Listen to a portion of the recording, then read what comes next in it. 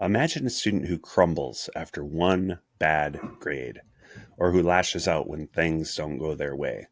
Now imagine a student who acknowledges their frustration, takes a deep breath, and finds a way forward. That's emotional resilience, and you can help students develop it. I'm John VanDusen, longtime teacher, coach, and Army officer.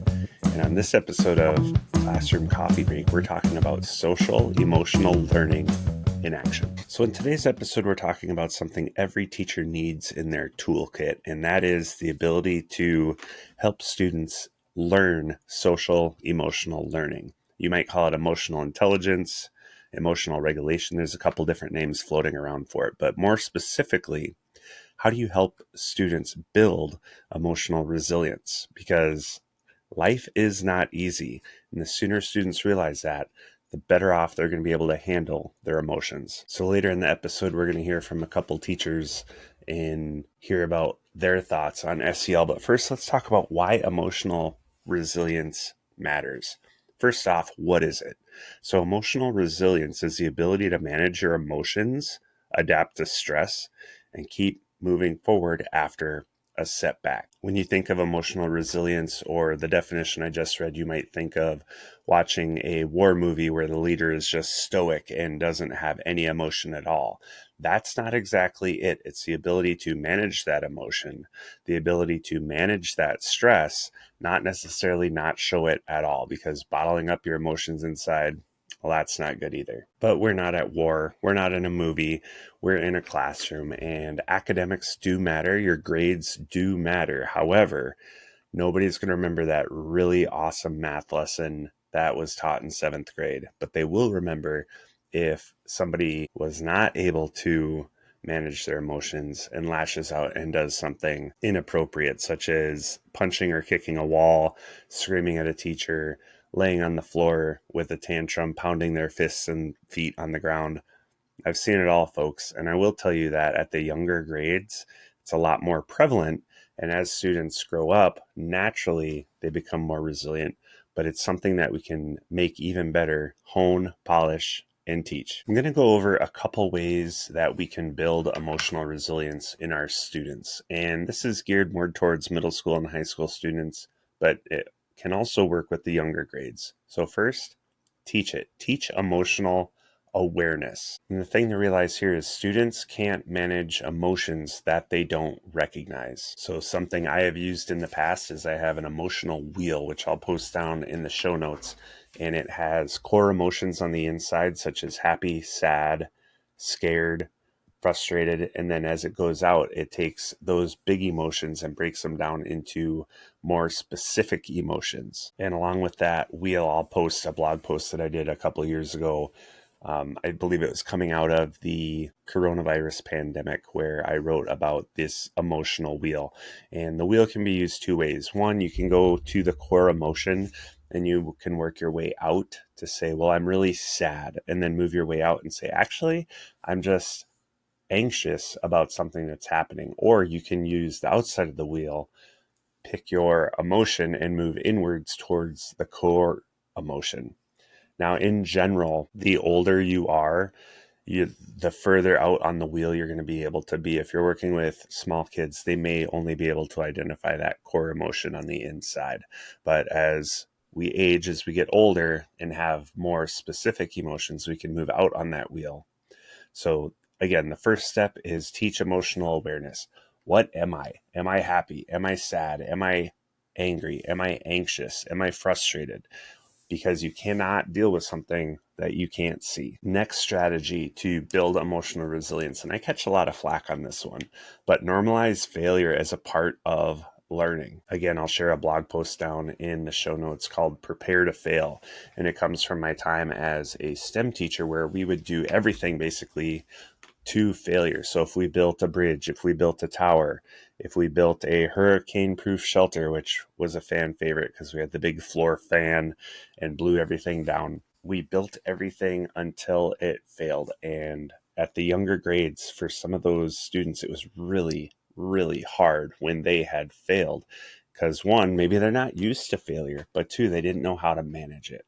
So instead of saying, I failed at something, try to shift your mindset a little bit into what did I learn from this? And there's great anecdotes you can use with Michael Jordan, J.K. Rowling, Kobe Bryant. There's a lot of those professional athletes, authors, actors who failed and failed and failed and failed, but they never gave up. And failing can come in several different ways. For some students I have, if they get one question wrong on a 10-question quiz, that is, to them, that is considered an absolute failure. I have some students, if they're not a starter on the basketball team, they consider themselves a failure, even though they're the second one off the bench. So again, going into this, I'm not failing, I'm learning, and concentrating more on the process, I think you're going to be able to help your students see that if they fail at something, if they get something wrong, if they do something wrong, if something happens that is not the way they wanted it, they can push forward,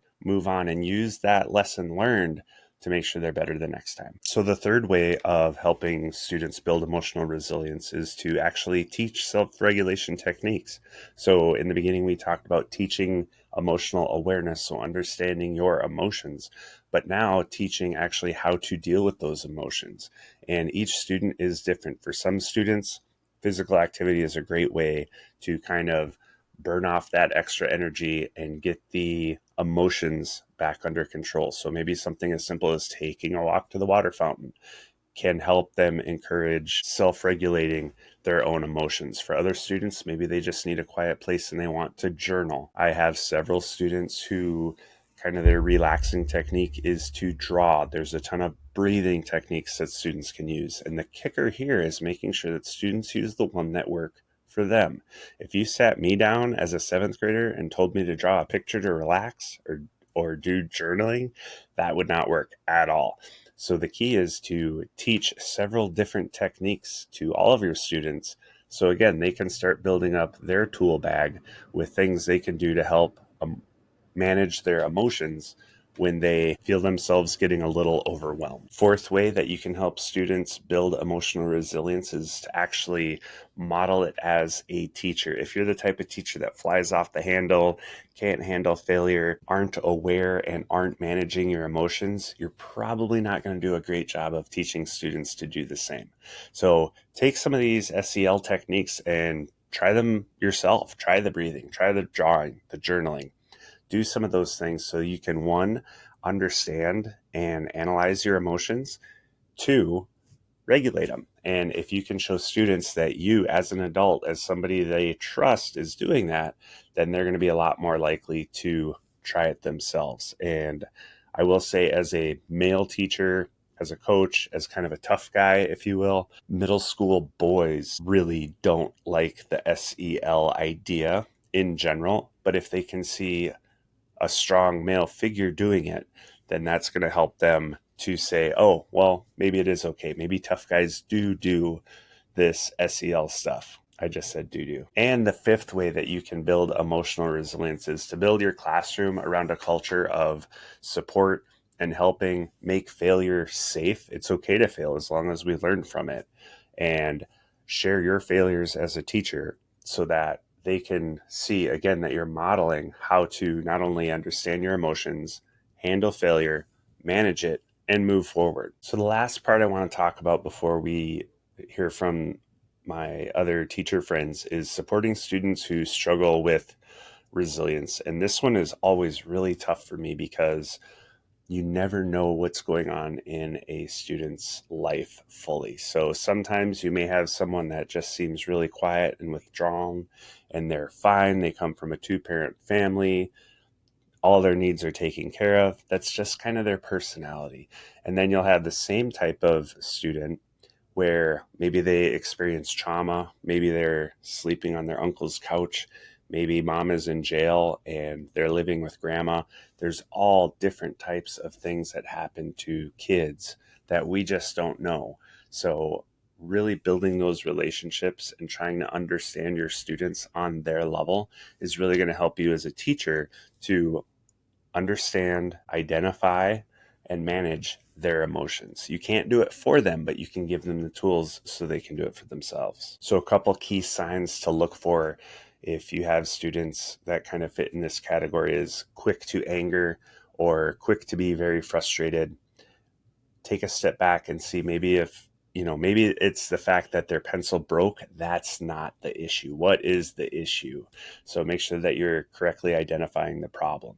Another one might be avoidance of challenges or the fear of failure. So if I don't try something new, I can't fail at it. That's a common one I see with middle schoolers because they don't want to be embarrassed.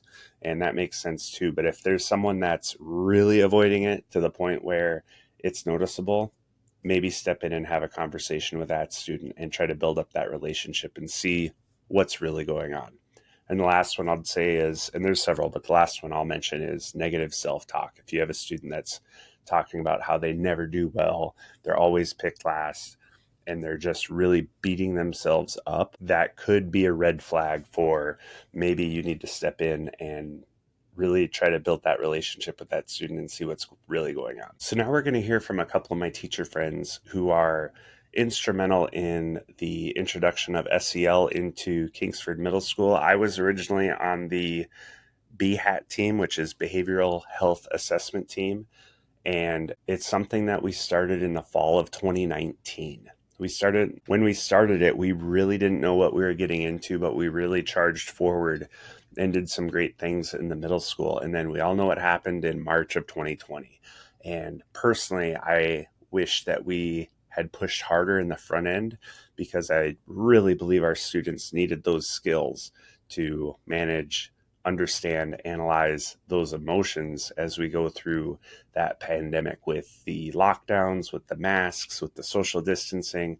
All of that craziness just added a lot of stress, a lot of ambiguity, a lot of we don't know what's happening, and caused a lot of emotions, not just in students, but adults as well. But with that said, starting it in the fall of 2019, we've been doing it for several years now.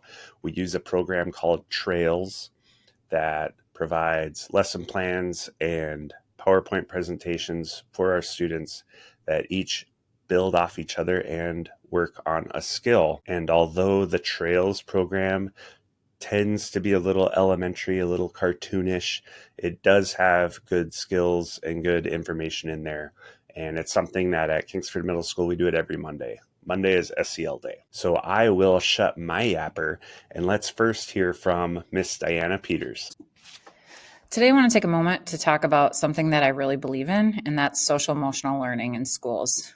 Schools should be a safe place for students, not just physically, but emotionally. And it's where they learn skills that they'll carry with them in the future. And that includes understanding and managing emotions, includes building positive relationships and making responsible decisions. So SEL lessons help create a common language for these things. They let students know that there are safe people in our building, which are adults that they can trust in when they need help. Now, I'm not going to lie, like most great ideas, SEL is easier said than done.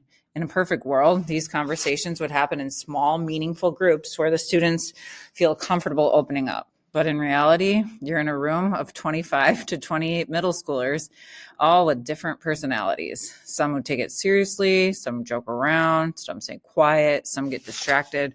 It's a challenge to keep everybody engaged and feel like you're making an impact. But even though it's tough, it's worth the effort, because the truth is anxiety and depression are at an all-time high.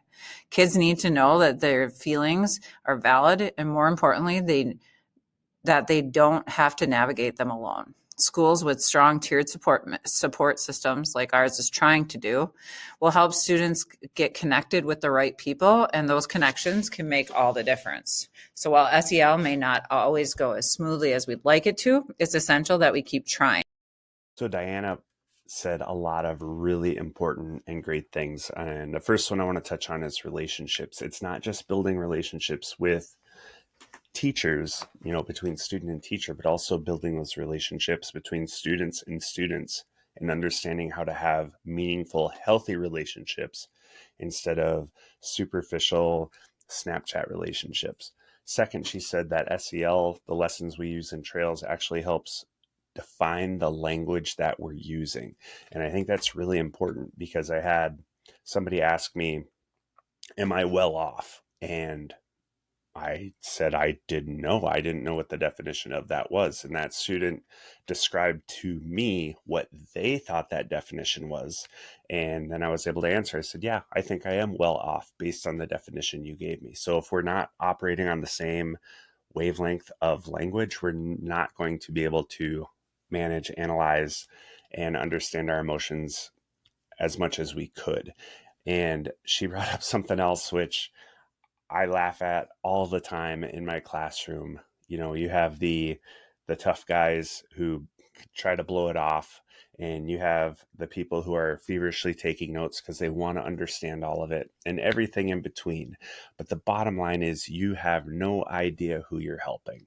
And sometimes it might be that tough guy who's kicked back with their arms crossed, and actually that lesson, that SEL skill that was on the board that Monday afternoon, that is exactly what they needed to help manage something that's happening either in school, in sports, in band, in a club, or maybe at home. So even though you don't know who you're helping, it's important to try to help everybody. And the last one that Diana brought up is she said anxiety and depression is at an all-time high with teens.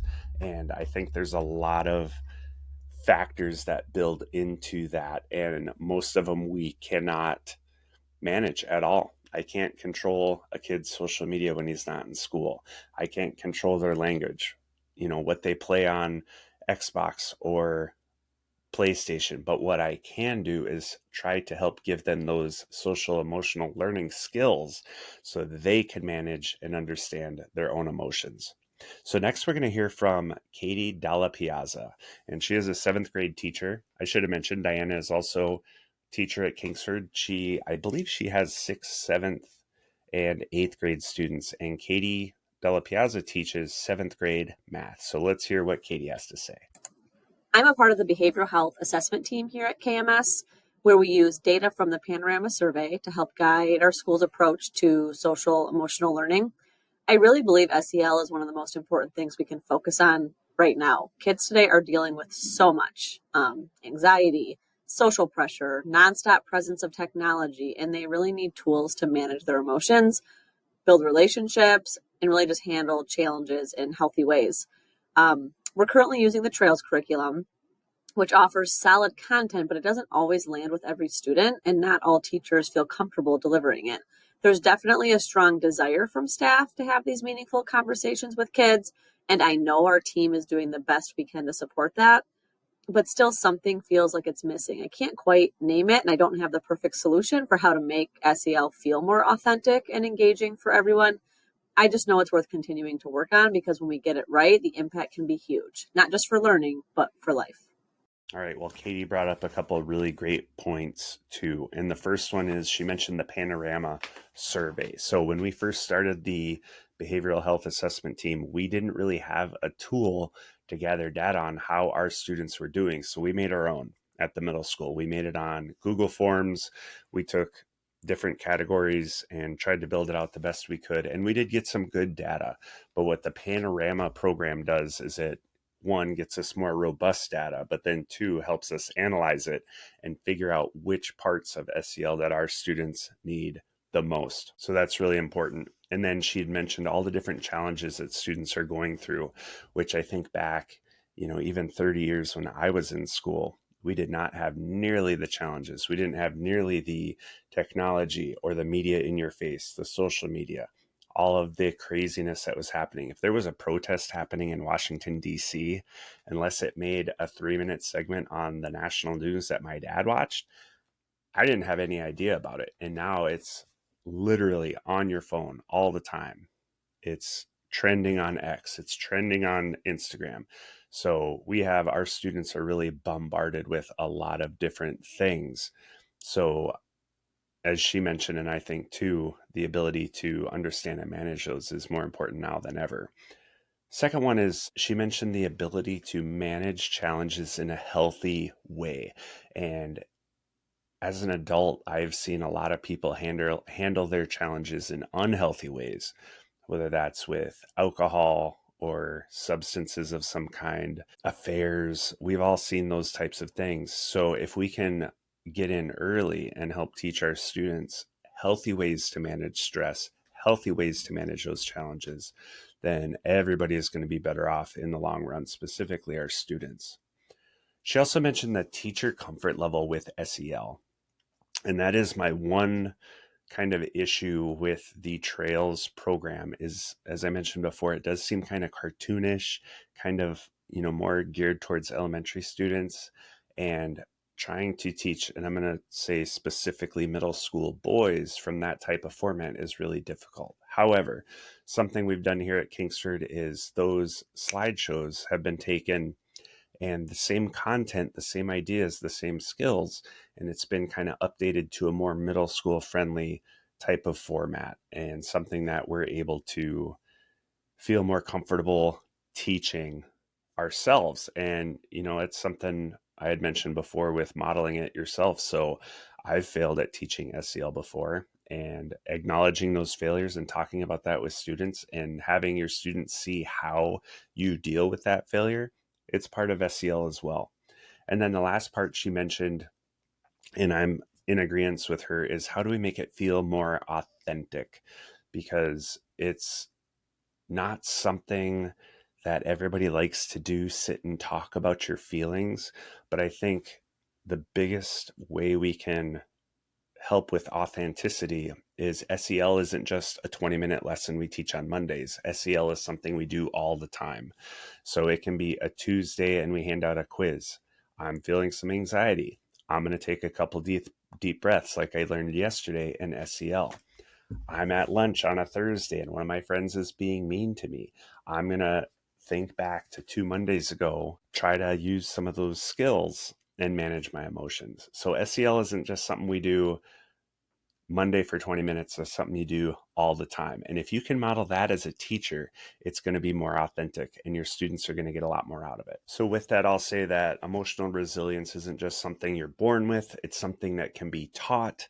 And by embedding those SEL strategies into your routines, your students are naturally going to emulate that, and it's going to help them not just in your classroom, but as they move forward into high school, college, a job, a marriage, a career, all of those different things. So if you found this episode helpful, please share it with your fellow teachers so they can make the next classroom coffee break.